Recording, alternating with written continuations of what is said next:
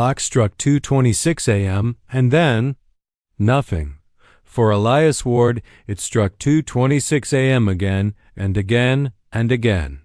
The world outside his window was frozen, a perfect, silent photograph of a single moment. The rain hung in midair, streetlights cast unwavering beams, and the distant city skyline was a static painting against a perpetually dark sky. Elias was trapped in a night that refused to end, a single looping second stretched into an eternity. At first, he thought it was a dream. He pinched himself, slapped his face, even tried jumping from his second-story window, only to find himself back in his bed, the clock's red digits mocking him. 2:26. Days, or what should have been days, bled into one another. Panic gave way to a chilling, hollow loneliness. He was the only conscious being in a world stuck on pause. Then the messages started. Scrawled onto the fog of his bathroom mirror, typed onto his blank computer screen, whispered on the silent static of the radio. They were cryptic, fragmented. The reset failed. You are in storage. This is not real.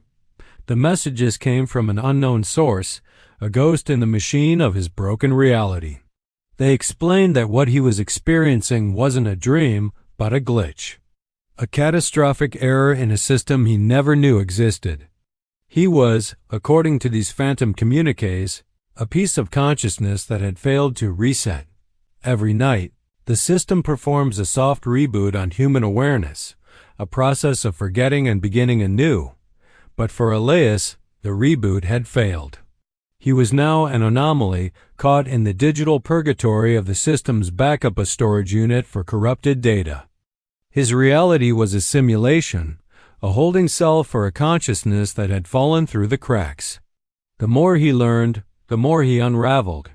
The messages grew more personal, more terrifying. Your body is an empty vessel. Elias Ward is a decaying file.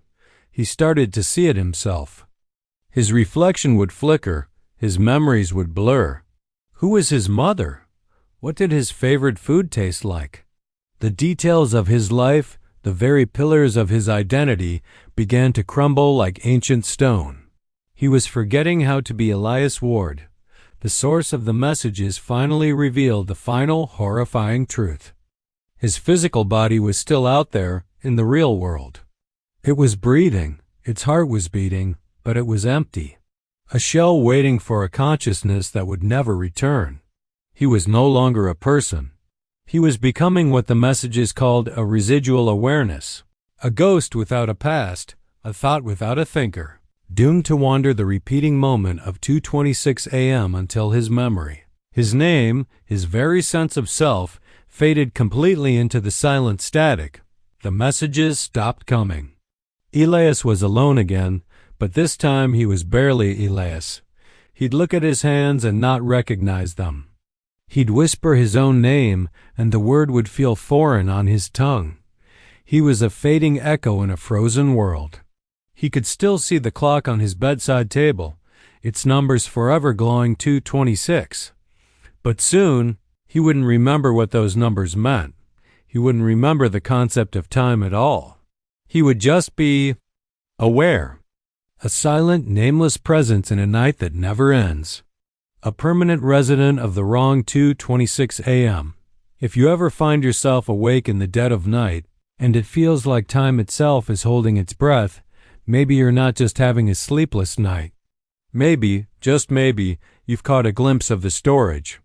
Thank you for watching. If you enjoy stories that explore the chilling possibilities of our reality, make sure to like and subscribe for more. We'll see you in the next one.